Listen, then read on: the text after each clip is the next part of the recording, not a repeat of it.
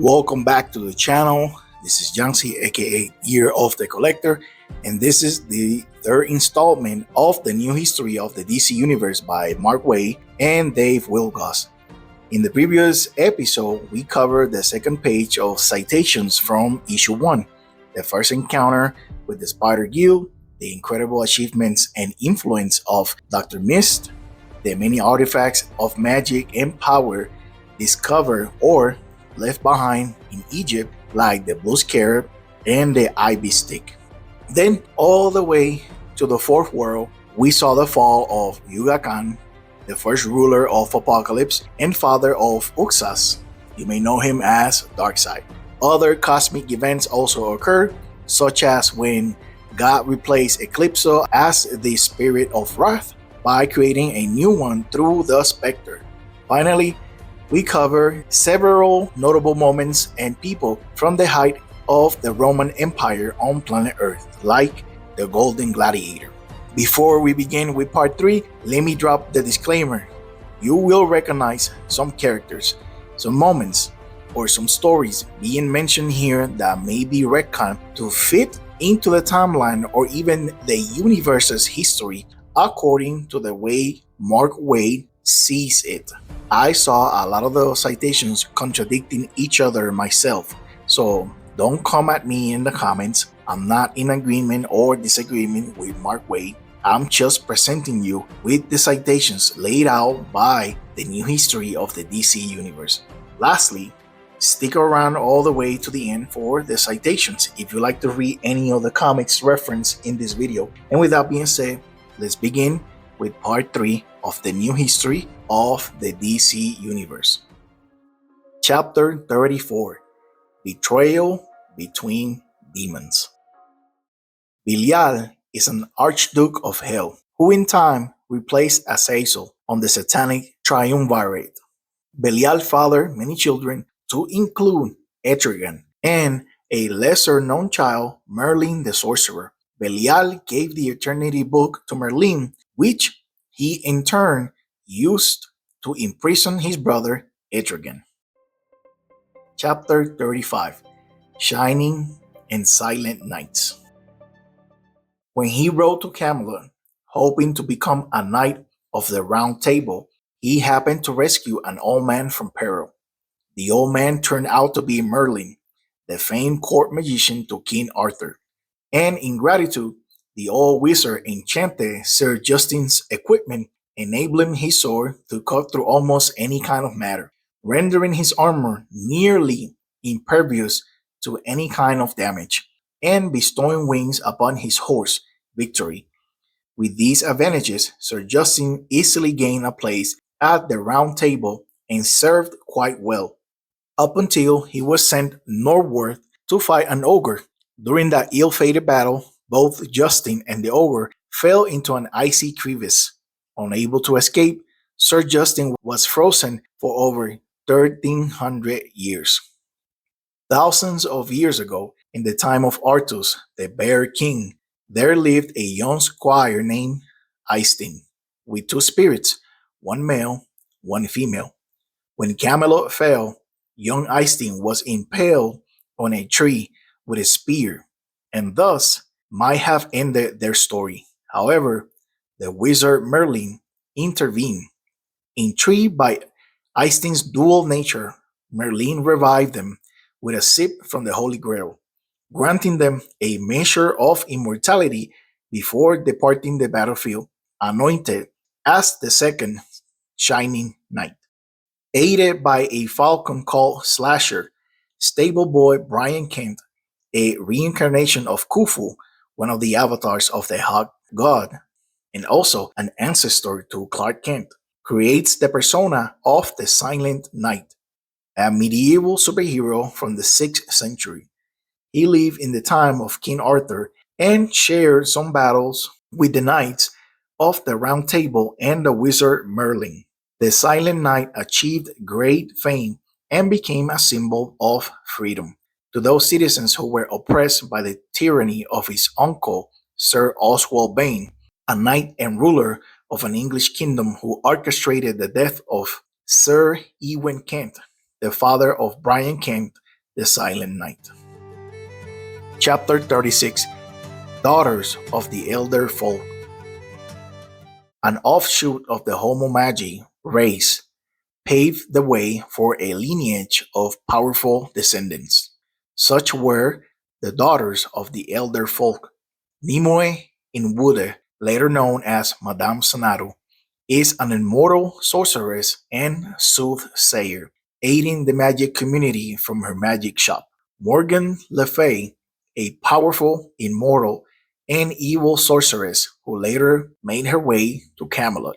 Finally, Vivienne, also known as the Lady of the Lake, a blacksmith and artisan who has crafted powerful weapons for gods and heroes through the centuries.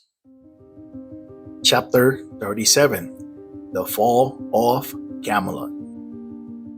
Jason Blood is a world-leading expert on the occult and demonology. He has walked the earth since the 6th century, after the wizard Merlin bound the increasingly uncontrollable threat of Etrigan, the demon, to his mortal soul. In the decades after Camelot's fall, the mage Constantine, a sorcerer and ancestor of occultist John Constantine, succeeded King Arthur to the Brythonic throne. His seat of power was at Ravenscar. As the age of magic passed, he clung onto power by publicly forsaking sorcery and magic for Christianity. However, secretly, he held on to magic and the old ways.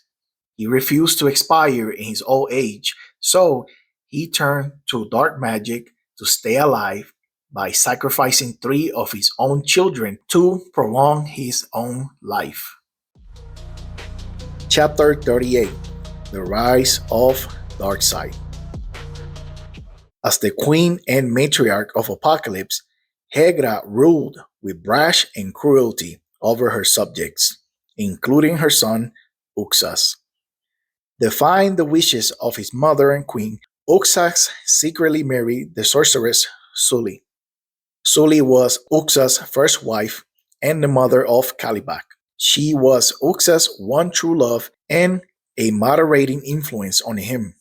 Hegra had zero tolerance for disobedience, so, for Uxas' defiance, she ordered the master torturer, Desad, to poison Sully. Moreover, Hegra demanded that Uxas marry Tigra, but Uxas' resentment for his mother's actions was great, so much so he gained control of the fabled Omega Force, slays his brother Drax, and becomes Darkseid.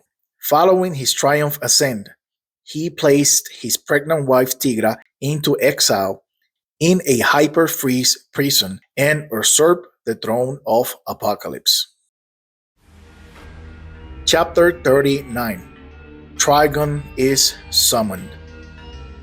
Trigon's story began long ago, in another world, in another dimension. There, the planet's last inhabitants assembled for a ceremony of blasphemous intent. These beings were demon worshippers, and they sought to raise their particular Satan for him to mate with a woman of their dark order. Their chants reach the netherworld, and they call upon their dark demon to appear before them in his shadow form. 9 months later, a child spawn of evil was born, and this child was Trigon. Instantly, he slew all around him, including the woman who birthed him. Trigon grew more malevolent with every passing day. He ruled his world at the age of 1, and he destroyed that world when he turned 6. By the time this supreme evil was 30, he ruled his entire dimension and the millions of planets contained within. He had a universe to play with as he saw fit. But even this was not enough. Trigon wanted more, much more. Chapter 40, The Son of Thunder. Arak was the sole survivor of the Quantauca tribe. He was discovered as a boy in a canoe out at sea by a band of Vikings. Arak was rescued just before the canoe sank. He was unconscious, but awakened just long enough to utter the phrase, "He no." a reference to his Native American father, which he said a few times, and swung a knife at the Viking leader. While doing so, he cut off the leader's necklace, which had a hammer of thunder related to the god Thor. The leader wanted to kill him, but another Viking stopped him and adopted the boy. Arak was raised as a Viking, trained in warfare. He was particularly effective with a small axe, similar in proportion to the Native American club he was found with, but he could also use a sword, shield, and bow. Arak joined the Vikings as a young man on their raids. Chapter 41: The Demon Knights. Centuries ago, Camelot fell, King Arthur died, and the legendary Excalibur returned to the Lady of the Lake. Meanwhile, Merlin, having foreseen Jason Blood's destiny, bonds him with the demon Etrigan. The questing queen and Mordru search for an unknown objective, a little village named Little Spring. There, Jason Blood and Madame Xanadu are on their pilgrimage when they cross paths with another immortal, Vandal Savage. They take a drink with him when their attention is called by the Shining Knight, who does not believe them to have been present at the fall of Camelot. The bard gets attacked by the questing queen's horde. Then, Jason decides to transform himself to Etrigan to fight them off. Hence, as fate will have them all together on that day, this was the beginning of the Demon Knights. Chapter 42: Fire of the Fourth World. Deep within the depths of the planet Apocalypse, far from even the reach of Queen Hegra and her legions of troopers, the god of invention is at work. His name is Hyman, and he was entrusted by Uxas himself to create the future source of the best technology in the multiverse, Element X, also known as the 10th metal, the purest form of creation itself. Capable of overcoming anything from the dark multiverse, it can be manipulated by thought alone to achieve nearly anything, and is present in small quantities in every single thing, sentient being or otherwise, in the multiverse. This metal, also known as the fire of the fourth world, is a power source for most technology belonging to the new gods. These inventions were set in motion when Metron from New Genesis made a deal with Darkseid so he could get his hands on the X element metal, just so he could continue his eternal pursuit for knowledge. It did not matter the price set by Darkseid. Some of these inventions included Metron's Mobius chair, mother boxes, father boxes, and the Miracle Machine. Chapter 43: The Manhunters Reach Planet Earth. The Manhunters expand their influence on Earth, recruiting humans into a council bent on global control.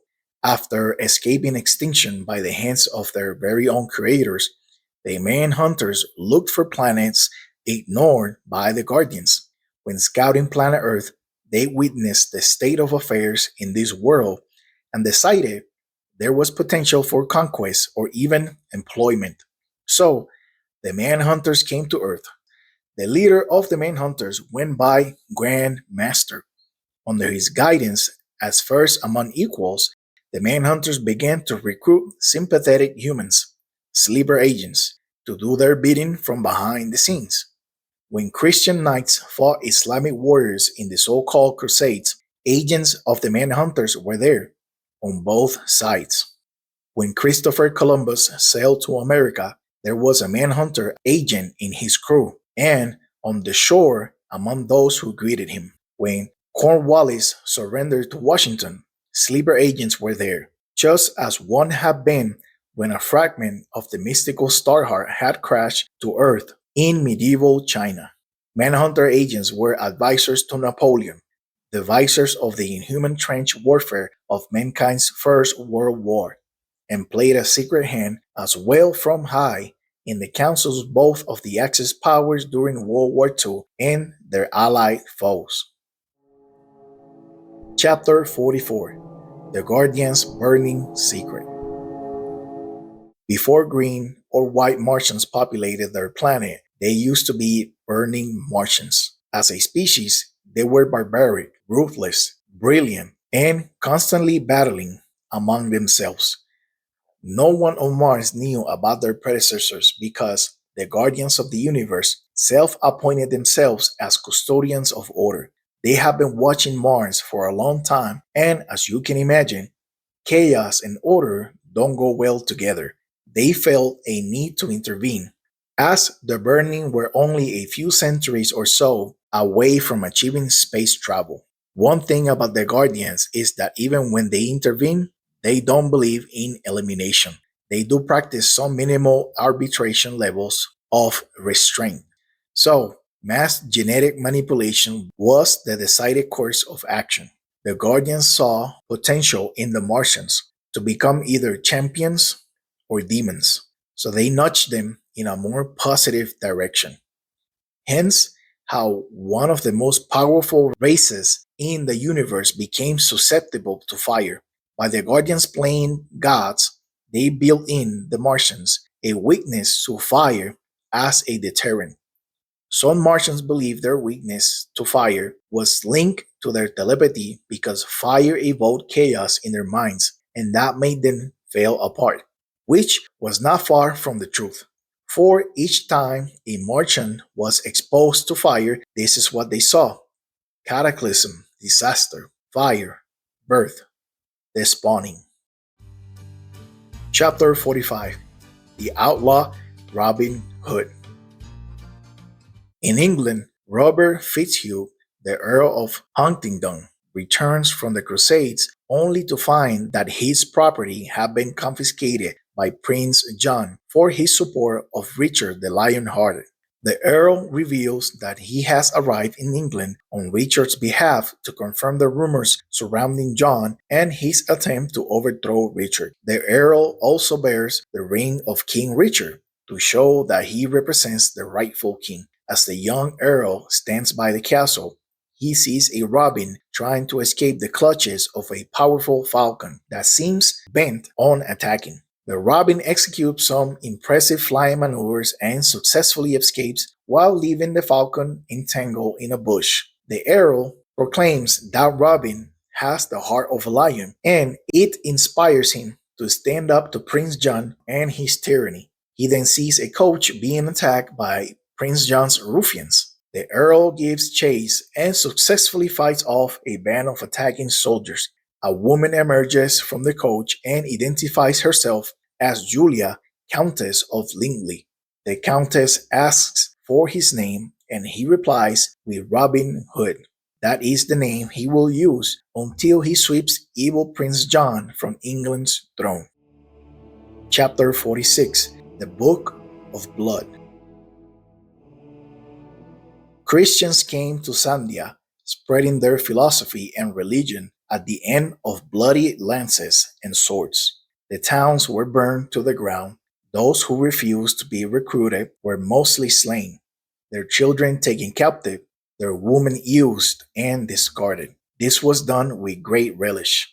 The people of Sandia are primarily farmers and ranchers. Volcanic ash, which settled over their country during the last age, made their land rich and fertile, allowing for a plentiful variety of fruits and vegetables. As much as the fall's harvest as could be carried was gathered, while the rest was torched by the Crusaders even before the pillaging and killing began, making certain there would be enough beef and mutton to last them a month or more on their eastward journey. Sandia's cattle and sheep were herded away by eager young squires while their masters spread the holy word, quote unquote, through each village. The survivors of the second raid made their way to the top of Mount Sandia at night to an old church. There, they will find respite. The priest from this church rejected the ways of the Crusades and the so-called Holy Wars. He asked for answers to protect the people of Sandia, and he felt enlightened. He led an insurgency of farmers against the French soldiers. Believing God was on their side, they turned the tide on the French army. Eventually, the priest found the monk who sold out the Sandians and led the French to their land. Before the priest ended his life, the monk offered a prayer shawl in exchange for his life. This was no ordinary garment. This one in particular had been worn by Jesus Christ himself. The shawl was believed lost to the church, but in reality, it had been passed through centuries by priests, wizards, and goth witches who employed it to their own schemes. The priest took the shawl from the monk, but he did not spare his life. Before he died, he foretold the end of the priest, and for his words, the priest put him down for good. Before he had time to bask in his newly found power, a snake crept up behind him and delivered enough venom through its bite to kill the priest then and there. The priest succumbed to the venom and was reportedly dead for 12 minutes until a miracle brought him back to life. Reborn and re energized, the priest completely pushed the French army out of Sandia. After the battles ended, the priest ordered the citizens of Sandia to drain the blood of the fallen soldiers and pour it into a pit by his church. He then proceeded to submerge himself in the boiling blood for 1 day and 1 night, and when he resurfaced, the transformation was completed. Whatever he was born as died. Just as Sandia was no longer a land of farmers, he was no longer a mere priest. This was the birth and rise of the first brother blood. Chapter 47: The Mystic Community of Azarath. Azarath was an interdimensional realm that existed between the planes of known reality. It was once a veritable paradise with blue-green skies and crimson clouds. The streets were paved in solid marble, and the buildings were accented with columns of pure gold. Hundreds upon hundreds of years ago, a mysterious woman known as Azar convinced a group of Earth humans to abandon the ways of man and embrace a world of peace and prosperity. Whether Azar herself, a native of Earth, or whether she was originally hailed from Azarath itself, has never been revealed. Leading her charges from Earth to Azarath, she guided and taught them the ways of peace for more than 2 centuries. These men and women established the Temple of Azarath and formed a mystic society. Chapter 48: The Rise of Flying Stag. A missive reaches the tribe of Flying Stag. The supreme ruler of the Uruguay tribe has died, and a contest of aptitude will be administered to crown a new one. Flying Stag is nominated as his people's champion, but falls into a trap laid by other contestants, fearing that he will keep them from realizing their ambitions of war. Flying Stag realizes that this trip was set deliberately by his rivals. He performs supplication to the great Manitou, renouncing his chance to be named the Supreme Chief for the power to right this injustice. A meteor lands in the pit then, and the voice of Minotaur tells Flying Stag this stone will grant him awesome powers, and that he's to go to the proving grounds to compete, but in disguise. Between skill and power, Flying Stag wins every single test disguised as Super Chief. Chapter 49: Gorillas in Our Midst. This is the story of how Gorilla City came to be, according to a mental health patient's account. So, take it with a grain of salt, if you will. Set in 1873, an unidentified flying object crashes through the thick canopy of an unnamed jungle somewhere in the unexplored continent of Africa. Curiosity brought in the apes that roam free in this jungle. Once they manage to open the spacecraft, they discover a space traveler named Prisoner or God. This was a poor translation, for the space traveler was not fully knowledgeable on human dialects. Also, inside this spacecraft, there was technology that would change these unassuming apes forever. The first to be struck by this changing technology was the ape Solivar, who would be known as the king of the apes later. The rest of the apes were granted with lesser enhancements in their intelligence, but enhancements nonetheless. With these gifts, they built Gorilla City. Two human explorers had made their way into Gorilla City and had a meeting with their prisoner god, the same space traveler. There, he explained the origins of the city to the two humans and begged them to help him escape. He had mentored the apes for 11 years, and in return, they had destroyed his spaceship and imprisoned him. During their escape attempt, they were intercepted by another ape who had special abilities.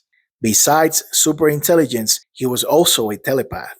This gorilla sabotaged their escape by taking over the mind of one of the explorers and murdered the mentor, the most precious resource in all of Gorilla City. This evil, rebel, and treasonous ape was called Gorilla Grodd. King Solivar decided that humans were too unpredictable, and for this, he made the decision to cloak the city away from human eyes forever.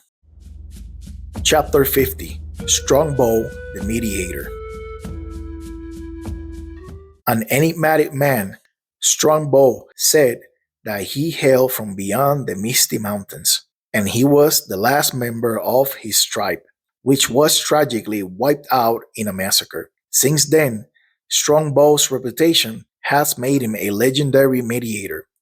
Strongbow was a Native American warrior who traveled across pre-Columbian era North America and helped the continent's many native tribes in times of trouble.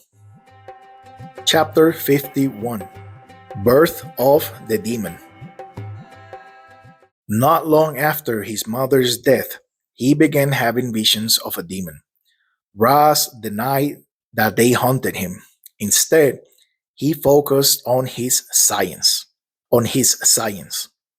His obsession with cheating death inspired the creation of the Lazarus pits, but it was the very creation that led to the death of his wife Sora.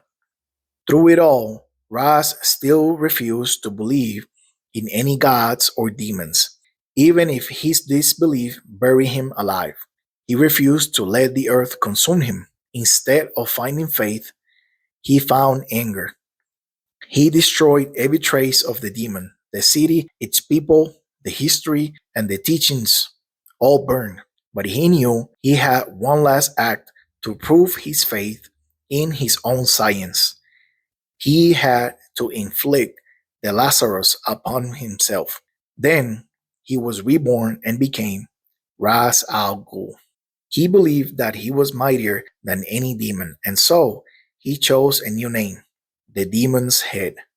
Next was resurrecting his mother. Ras built a pit in his own birthplace to submerge the remains of his mother, and he succeeded. Ra resurrected his mother's soul back to life through one of his pits. However, his mother's soul returned from the dead with a warning. Inside the pits lived a demon.